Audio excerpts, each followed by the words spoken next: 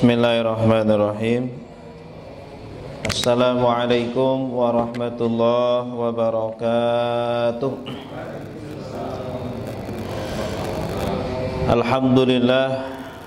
Alhamdulillahi rabbil alamin. Wassalatu wassalamu ala asyrafil anbiya'i wal mursalin wa ala alihi wa sahbihi ajma'in, amma ba'du. Subhanaka la ilma lana illa ma 'allamtana innaka antal alimul hakim wa tub 'alaina innaka antat tawwabur rahim. Rabbi shrah li sadri wa yassir li amri wahlul 'uqdatam min lisani yafqahu qawli. Bismillahilladzi la yadurru ma'asmihi syai'un fil ardi wala fis sama'i wa huwas sami'ul 'alim. Nawaitu ta'lima wa ta'alluma wa tadhkira wa tadhakkura wan naf'a wal intifa'a wal ifadata wal istifadata wal hatha 'ala tamassuki bi kitabillah wa sunnati rasulih wa ibtigha'a wajhillahi ta'ala. Jamaah salat maghrib, bapak-bapak, ibu-ibu, kaum muslimin muslimat yang dirahmati Allah, kembali mari kita memuji dan bersyukur kepada Allah Subhanahu wa ta'ala dengan menggunakan lisan kita, dengan memperbanyak kalimat tahmid. Alhamdulillah, alhamdulillah, tsumma alhamdulillah, dengan menggunakan semua anggota tubuh kita, semua nikmat-nikmat yang Allah kucurkan kepada kita, mari kita gunakan untuk beribadah kepada Allah, untuk mengabdi kepada Allah Subhanahu wa ta'ala. Salawat serta salam mari selalu kita sampaikan kepada baginda Rasulullah sallallahu alaihi wasallam. Semoga kelak kita mendapatkan syafaatnya di hari akhir, amin ya rabbal alamin. Bapak Ibu yang dimuliakan Allah, insyaallah mari kita bersama-sama beriktikaf sambil bertalabul ilmi. Kita niatkan semoga Allah Subhanahu wa ta'ala menghilangkan kebodohan dari diri kita. Semoga Allah memberikan bimbingan kepada kita, meridhai kita dan memudahkan jalan kita ke surganya. Man salaka tariqan yaltamisu fihi ilman sahalallahu lahu bihi tariqan ilal jannah. Barang siapa yang menempuh satu perjalanan untuk menuntut ilmu, maka Allah Subhanahu wa ta'ala mudahkan jalannya untuk ke surga. Bapak Ibu yang dimuliakan Allah, melanjutkan kajian kita kitab Al-Kabair karangan Al-Imam Al-Zahabi rahimahullahu ta'ala rahmatan wasi'ah. Kita sampai pada dosa besar yang ke-41. Dosa besar yang ke-41 ini adalah at-takdzib bil qadari, ya, yaitu mendustakan terhadap takdir, mengingkari terhadap takdir, ya. Kufur atau tidak percaya terhadap takdir dari Allah Subhanahu wa ta'ala. Beriman kepada takdir ini adalah salah satu rukun iman, ya, daripada 6 rukun iman yang harus kita imani. Beriman kepada Allah, beriman kepada malaikat-malaikat Allah, beriman kepada kitab-kitab Allah, pada rasul-rasul Allah, kepada hari kiamat. Dan yang kelima yang harus kita imani juga beriman kepada takdir, kepada qada dan qadarnya Allah Subhanahu wa ta'ala, ya. Apa yang dimaksud dengan takdir, Bapak Ibu sekalian, ya? Apakah sama antara takdir dengan qada? atau dengan qadar, ya.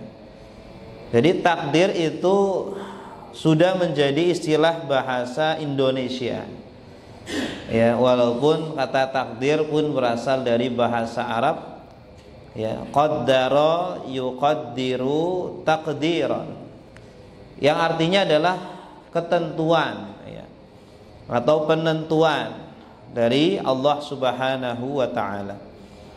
Adapun qada dan qadar ini para ulama berbeda pendapat dalam mendefinisikannya, ya.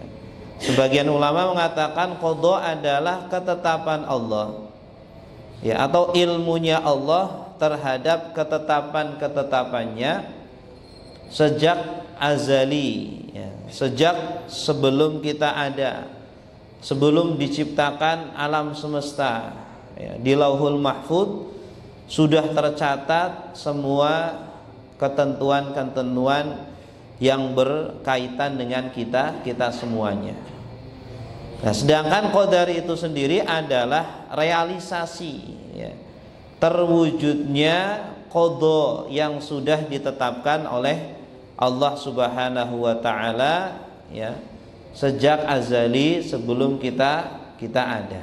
Ini kebanyakan ulama mendefinisikan qada dan takdir adalah seperti itu, ya. Ada yang mendefinisikan kebalikannya. Justru qadar ini adalah ketentuan Allah di Lauhul Mahfuz, kemudian qada adalah terrealisasinya qadar tersebut. Ada juga yang menyamakan, ya, antara qada dengan qadar.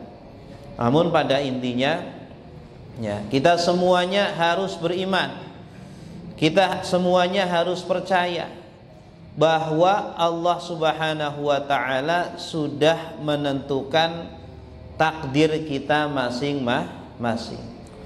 Sudah menentukan nasib kita masing-masing, ya. Kita akan menjadi kaya atau miskin, kita akan menjadi muslim atau kafir, kita akan menjadi penduduk surga atau penduduk neraka. Itu sudah tercatat semuanya di Lauhul Mahfuz. Sudah diketahui semuanya oleh Allah Subhanahu wa taala, ya. Namun di sini Bapak Ibu sekalian banyak yang salah memahami, ya. Banyak yang memahami bahwa takdir itu artinya bahwa kita itu dipaksa, bahwa kita itu seperti bulu yang berterbangan, ya, tidak punya daya, tidak punya kekuatan untuk ke kanan atau ke kiri.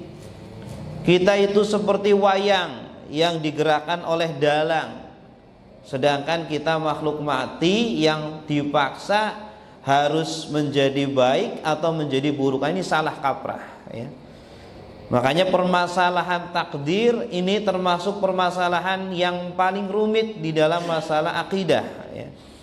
Permasalahan yang banyak orang salah paham, ya, kalau tidak belajar dengan benar, kalau tidak belajar dengan, ya, mendalam, dengan pelan-pelan, itu bisa salah paham, ya. Kalau salah paham dalam masalah akidah ini sangat berbahaya sekali, ya, sangat berbahaya sekali terhadap aktivitas atau perbuatan kita di dunia dan nanti nasib kita di akhirat. Bapak Ibu yang dimuliakan Allah, yang dimaksud dengan takdir di sini bukan berarti manusia itu dipaksa, ya. Bukan berarti manusia itu sudah diarahkan, kamu harus menjadi penduduk neraka, kamu harus menjadi penduduk surga, kamu harus menjadi orang kaya, kamu harus menjadi orang miskin. Tidak seperti itu, ya. Memang Allah Subhanahu wa ta'ala lah yang menciptakan perbuatan kita. Wallahu khalaqakum wa ma ta'malun. Dan Allah lah yang menciptakan kalian, dan Allah juga yang menciptakan perbuatan kalian, ya. Namun Allah Subhanahu wa ta'ala itu memberikan pilihan, ya. Allah Subhanahu wa taala memberikan kasab, istilah Ahlus Sunnah wal Jamaah ya. Muhammadiyah termasuk memahami dalam masalah af'alul ibad. Ya, ini juga termasuk permasalahan yang sangat pelik dalam masalah tauhid ya, af'alul ibad, tentang perbuatan hamba, tentang perbuatan manusia ya. Sebenarnya manusia itu apakah memiliki kuasa berbuat atau tidak memiliki kuasa? Sebenarnya manusia itu ya memiliki pilihan atau tidak memiliki pilihan. Sebenarnya manusia itu menciptakan perbuatannya atau tidak menciptakan perbuatannya. Nah, ini kalau kita salah dalam belajar Bapak Ibu sekalian, atau kita salah dalam mengimani, kalau karena tidak belajar, bisa jadi kita menjadi qadariyah atau menjadi jabariyah ya. Qadariyah artinya mereka yang mengatakan bahwa segala perbuatan itu kuasa hamba ya. Segala gerakan kita, segala pekerjaan kita, gerakan kita itu adalah perbuatan manusia, tidak punya andil bagi Allah Subhanahu wa taala. Na'udzubillahi min dzalik ya. Sehingga mereka tidak mengimani terhadap takdir ya. Tidak mengimani bahwa Allah Subhanahu wa taala sudah menentukan, Allah Subhanahu wa taala yang menciptakan perbuatan hamba. Ini sangat berbahaya Bapak sekalian. Sehingga Rasulullah sallallahu alaihi wasallam pernah mewanti-wanti kepada kita semuanya bahwa ya, al-qadariyah itu adalah majusu hadhil ummah ya. Orang majusinya umat ini ya. Orang majusinya umat ini, karena orang majusi itu memiliki keyakinan ya, ada kekuatan baik, ada kekuatan buruk ya. Nah, atau kalau kita salah bisa menjadi jabariyah.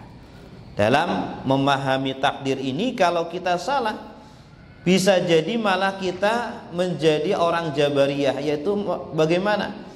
Yaitu orang yang memahami bahwa manusia itu terpaksa, bahwa manusia itu tidak punya kuasa, bahwa manusia itu ibarat wayang yang diatur, yang digerak-gerakan oleh dalang ya. Jadi tidak ada kuasa bagi manusia untuk berbuat. Semuanya sudah ditentukan oleh Allah Subhanahu wa taala ya.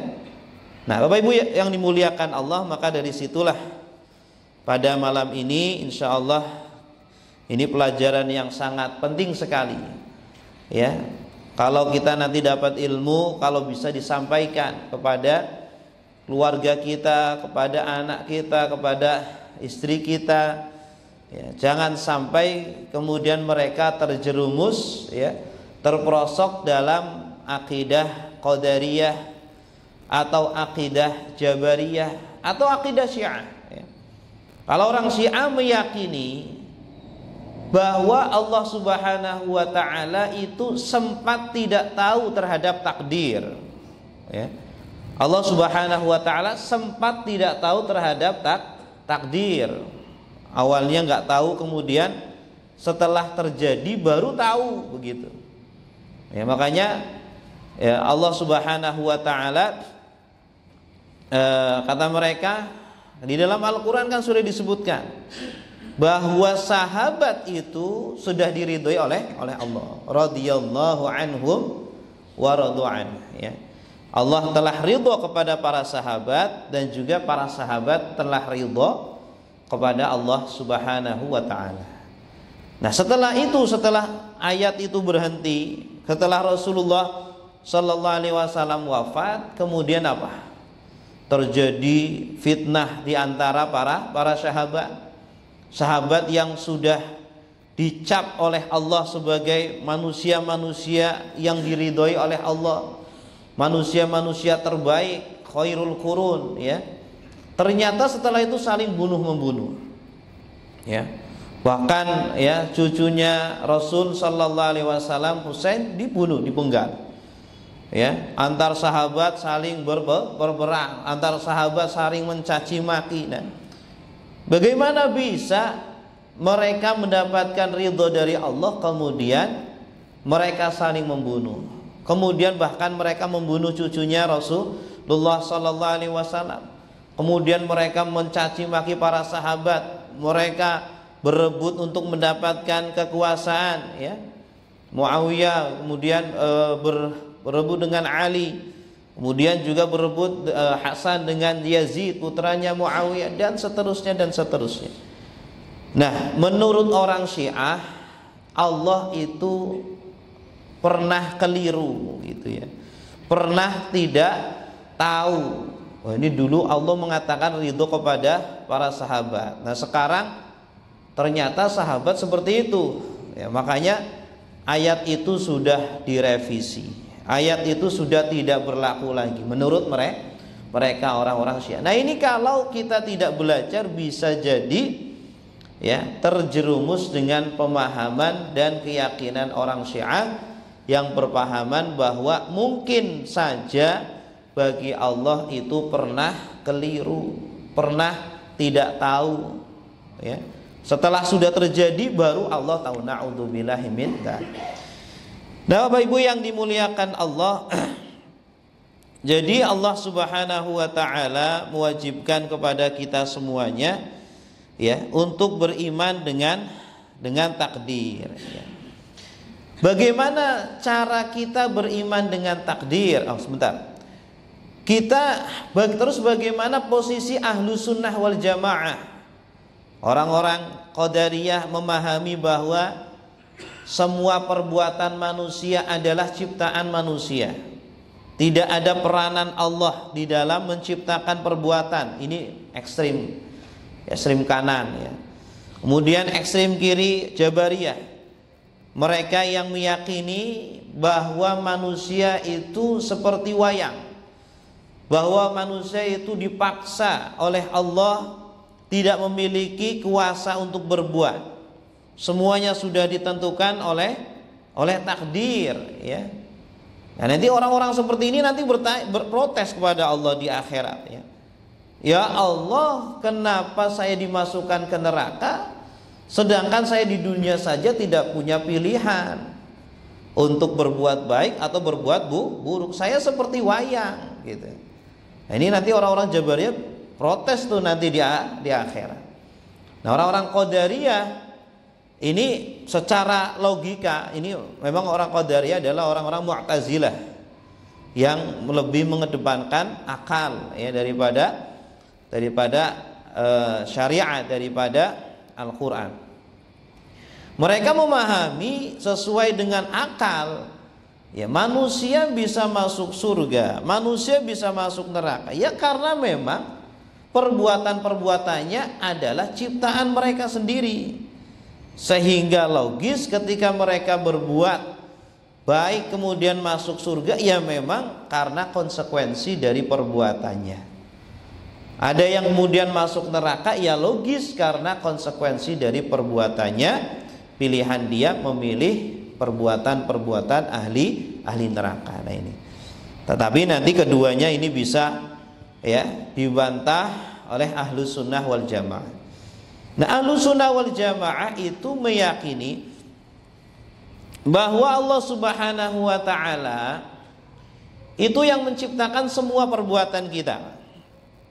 Allah yang menciptakan sholat kita, Allah yang menciptakan ya puasa kita, Allah yang menciptakan maksiat kita, Allah yang menciptakan semua perbuatan kita ya.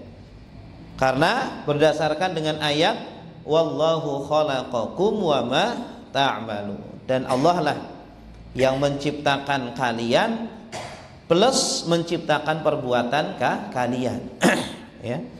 Karena kita manusia hakikatnya tidak bisa menciptakan perbuatan.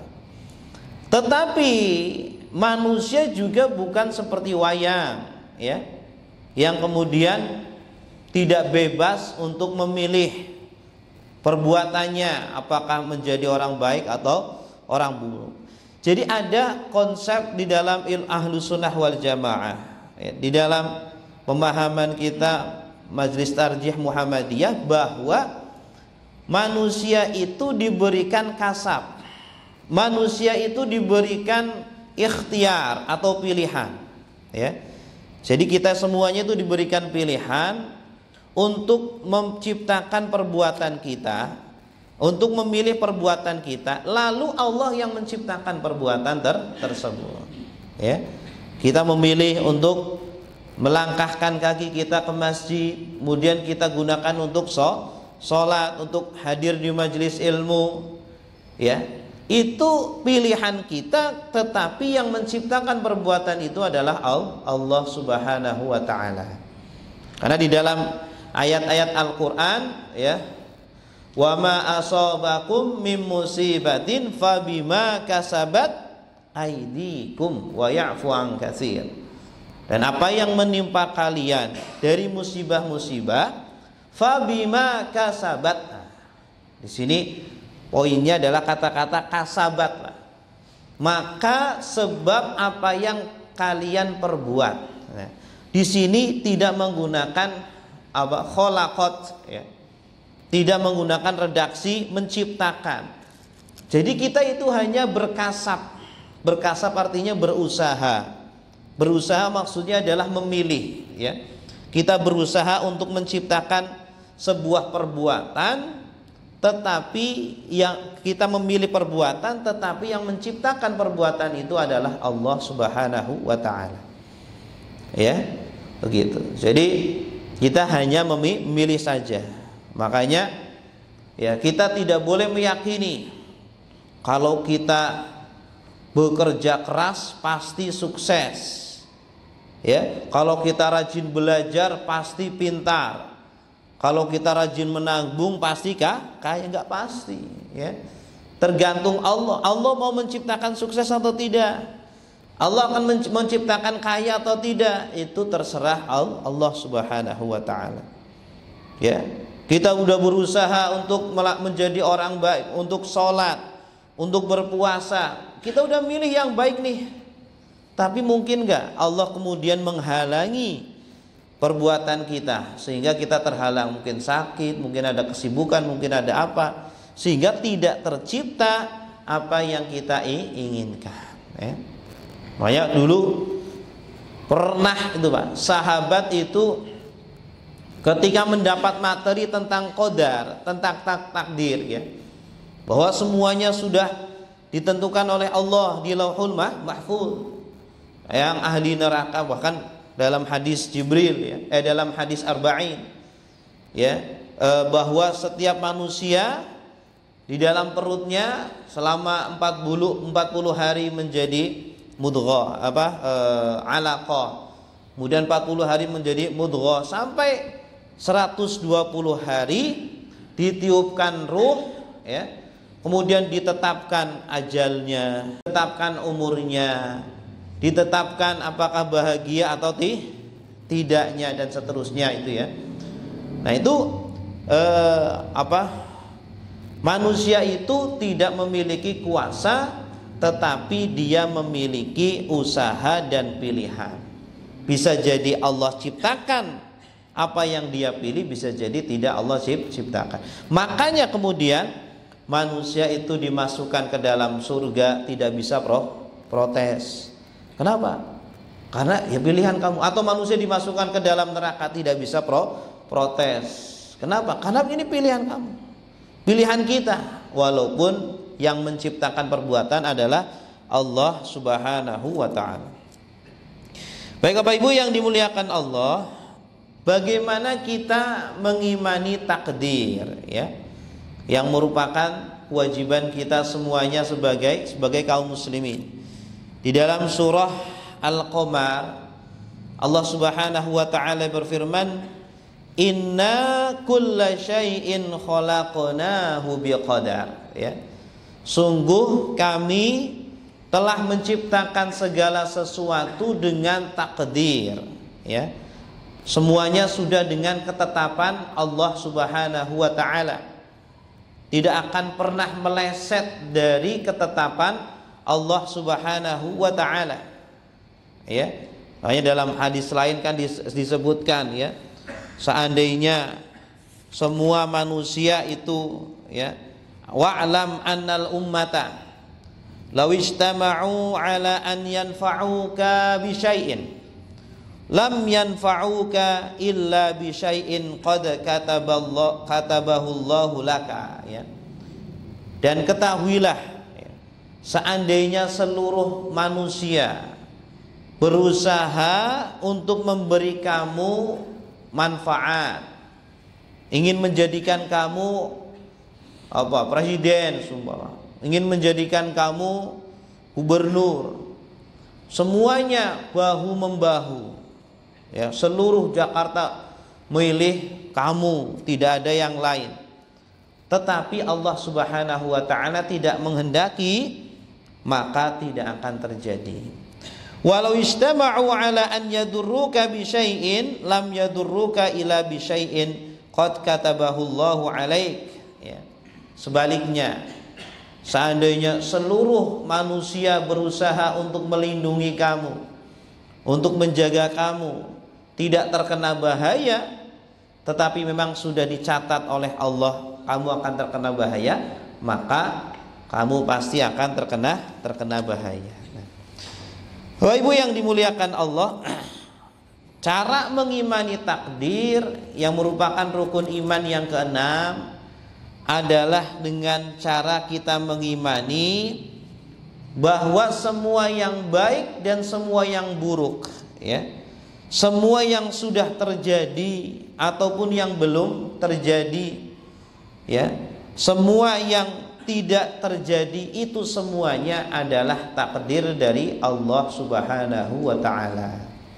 Ini seorang muslim harus memiliki prinsip seperti itu, Pak ya, bahwa semua yang terjadi kepada kita atau tidak terjadi kepada kita, semua yang terjadi kepada orang lain ataupun tidak terjadi kepada orang lain, itu semuanya sudah ketetapan dari Allah Subhanahu wa ta'ala ya, sehingga menjadikan kita tidak akan pernah hasud ya, menjadikan kita tidak akan pernah iri, tidak akan pernah protes kepada Allah Subhanahu wa ta'ala.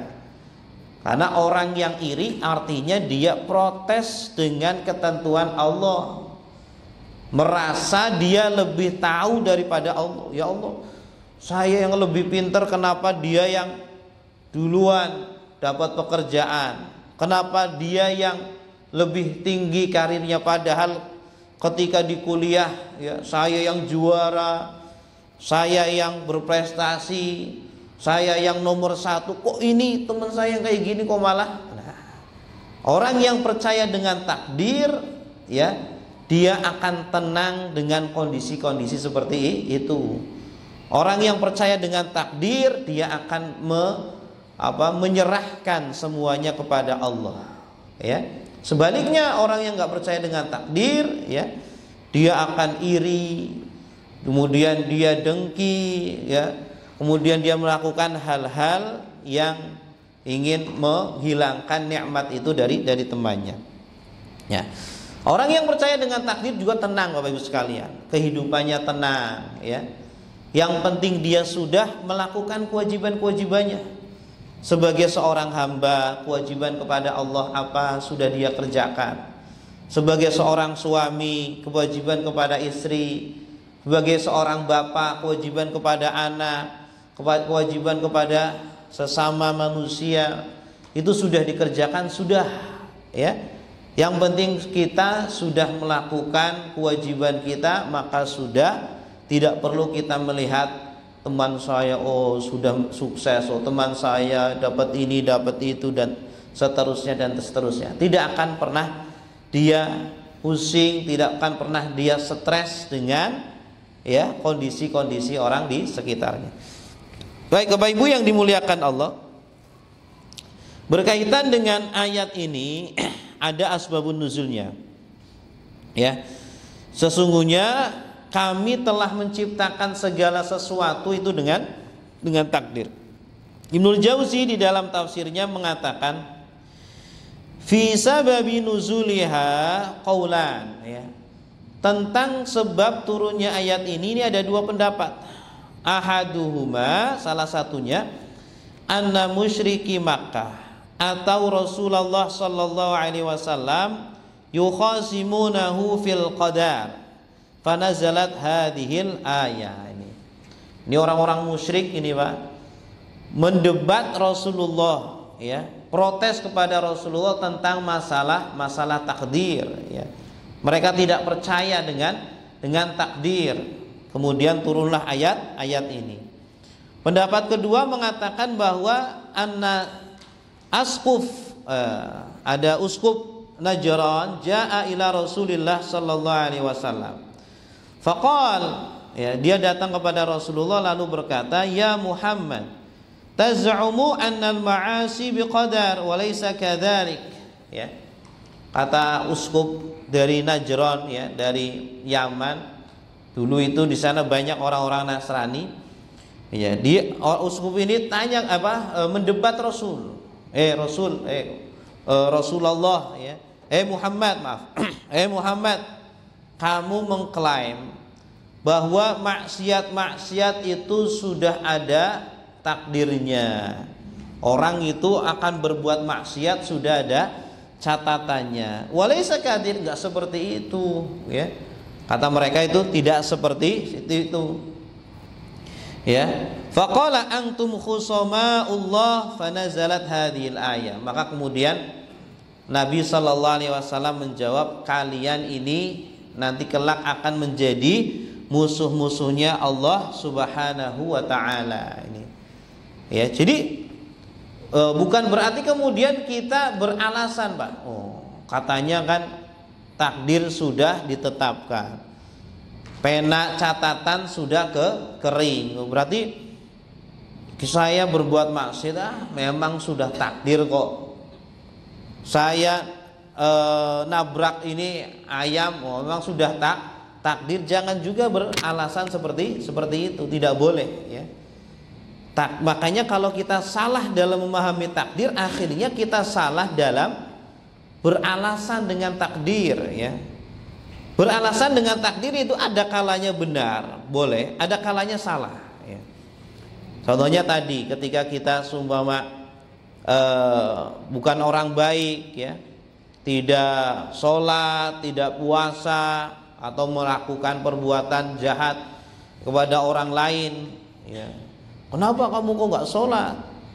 Kenapa kamu kok nggak puasa? Kenapa kamu kok nabrak saya, gitu? Sudah takdir dari Allah, gitu. Boleh nggak pakai gitu? Sudah takdir dari Allah, ya. Jadi takdir tidak boleh digunakan dalam hal-hal seperti itu.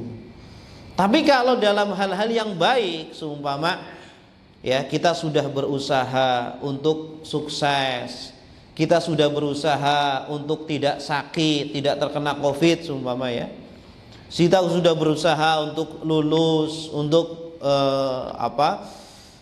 bisa lulus tes, gitu, ya. Ternyata tidak lulus, ternyata kena COVID juga. Nah, baru ketika itu kita boleh mengatakan ini takdir dari Allah Subhanahu wa taala, ya. Walaupun yang tadi yang pertama juga benar, memang itu takdir dari Allah, ya, takdir dari Allah. Tetapi apa? Takdir dari Allah itu tidak semena-mena kemudian semuanya perbuatan Allah. Bahkan kita kalau membaca Al-Fatihah, Pak, memang semua perbuatan dari Allah. Tetapi coba kita renungkan Al-Fatihah. Ketika Allah berbicara tentang nikmatnya, Allah menyandarkan perbuatan itu pada dirinya. Shiratal ladzina an'amta 'alaihim, ya. Ihdinas shiratal mustaqim. Tunjukkanlah kami jalan yang lurus, ya. Jalan yang lurus yang seperti apa? Shiratal ladzina an'amta 'alaihim. Jalannya orang-orang yang engkau beri nikmat kepada mereka, ya. Jadi perbuatan memberi nikmat langsung disandarkan kepada Allah Subhanahu wa taala. Ini kan dalam hal yang positif. Adabnya kita sebagai makhluk pada hal-hal yang positif, sandarkan perbuatan itu kepada Allah Subhanahu wa taala. Walaupun sebenarnya semua perbuatan berasal dari Allah. Ya, yang menciptakan maksiat Allah, yang menciptakan taat Allah. Nah, tapi ketika Allah membicarakan tentang sesuatu yang negatif, ya, Allah tidak menyandarkan perbuatan itu kepada dirinya. Seolah-olah Allah ingin mengajarkan kepada kita adabnya kita sebagai makhluk, sebagai hamba, perbuatan buruk jangan disandarkan kepada Allah. Makanya Allah berfirman gimana? Ghairil maghdubi alaihim. Bukan jalannya orang-orang yang disesatkan. Siapa pelakunya, Pak? Yang menyesatkan itu siapa? Bukan jalannya orang-orang yang dimurkai, maaf. Al-maghdub artinya orang yang dimurkai. Disebutkan nggak pelakunya? Tidak disebutkan. Karena dimurkai, memurkai itu positif atau negatif? Negatif. Adabnya ketika ada sesuatu yang negatif, sesuatu yang buruk, ya, walaupun itu juga perbuatan Allah, itu ciptaan Allah, tetapi adabnya kita tidak menyandarkan perbuatan tersebut kepada Allah Subhanahu wa taala. Gitu ya. Nah, Bapak Ibu yang dimuliakan Allah, jadi takdir itu memang sudah ditentukan oleh Allah Subhanahu wa taala. Yang menciptakan perbuatan kita adalah Allah Subhanahu wa taala. Tetapi perbuatan-perbuatan tersebut, hasil-hasil perbuatan tersebut itu tidak lepas dari pilihan-pilihan hamba. Pilihan-pilihan kita. Allah tidak akan pernah zalim dengan hambanya, ya. Allah tidak akan pernah mendzalim, bahkan Allah itu mengharamkan dirinya dari kezaliman, Pak. Inni haramtu dzulma, ya, fala tadzalamu. Sesungguhnya saya haramkan kezaliman atas diriku, fala tadzalamu, maka janganlah kalian saling menzalimi, ya. Jadi Allah Subhanahu wa taala tidak akan menzalimi hambanya. Haram bagi Allah menzalimi hambanya. Maka ketika Allah memasukkan hambanya ke neraka, itu memang perbuatan atau memang pilihan hambanya. Ketika hambanya masuk ke dalam surga, itu memang pilihan hambanya. Di dunia dia memilih kebaikan, di dunia dia memilih keburukan. Nah, ketika sahabat ini rancu memahami takdir, ada di antara sahabat yang, ya Rasulullah, kalau memang sudah ditentukan sejak zaman dahulu, ya, famal amal, maka apa gunanya beramal? Apa gunanya kita sholat? Apa gunanya kita puasa, baca Quran dan lain sebagainya? Nah, ini pertanyaan ini timbul, ya, bisa jadi karena ketidakfahaman tentang takdir. Padahal takdir itu bukan pengekangan, bukan pemaksaan, ya, tetapi takdir itu adalah sebuah ilmunya Allah. Allah tahu terhadap semua perbuatan kita. Allah tahu terhadap ujung dari akhir kita. Nanti yang ujungnya akan masuk surga, ujungnya akan masuk neraka, ujungnya akan bahagia, ujungnya akan sengsara, Allah sudah tahu semuanya, ya. Tetapi semuanya itu berlandaskan dengan pilihan dari hambanya. Makanya ketika itu Allah kemudian berfirman, fakullun, bukan Allah, Rasul bersabda, fakullun muyassarun lima khuliqalahu. Maka semuanya itu akan dimudahkan terhadap takdirnya. Ini sunatullahnya, ini hukum Allahnya seperti itu. Semuanya akan dimudahkan terhadap takdirnya. Ini yang harus kita pegang erat-erat. Artinya orang yang nanti ketika masa depannya akan sukses, masa depannya akan menjadi orang kaya, atau masa depannya akan menjadi orang berilmu, ya, pasti sejak mudanya dimudahkan oleh Allah untuk menuju ke takdirnya itu, ya. Kalau kita perhatikan para pemimpin-pemimpin, orang-orang besar, orang-orang sukses. Itu tidak ada yang tiba-tiba, ya. Itu semuanya mereka pasti melalui proses, ya. Ketika kecilnya dia memang sudah terlihat, ya, kebiasaannya seperti apa. Fakullun muyassarun lima khuliqalah. Makanya orang yang akan menjadi penduduk surga, ya, akan dimudahkan oleh Allah Subhanahu wa taala untuk melakukan amalan-amalan penduduk surga. Orang yang nanti takdirnya akan masuk neraka dimudahkan untuk melakukan amalan-amalan penduduk neraka. Na'udzubillahi min dzalik. Begitu. Udah azan, Pak, ya. Baik Bapak Ibu yang dimuliakan Allah, demikian yang bisa kami sampaikan sebelum diakhiri. Mungkin ada pertanyaan, silakan.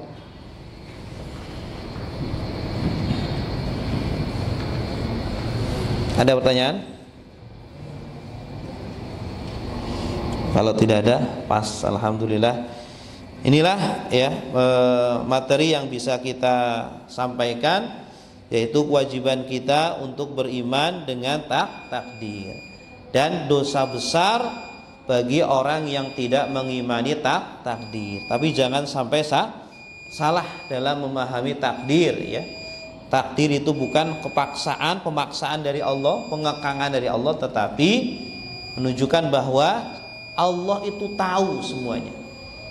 Tahu semua hasil atau ujung dari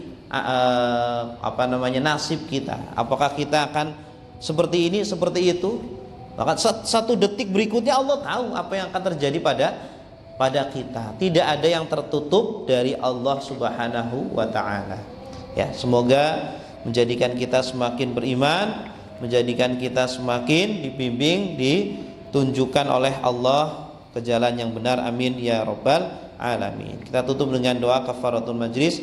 Subhanakallahumma wa bihamdika asyhadu an la ilaha illa anta astaghfiruka wa atubu ilaik. Wassalamualaikum warahmatullahi wabarakatuh.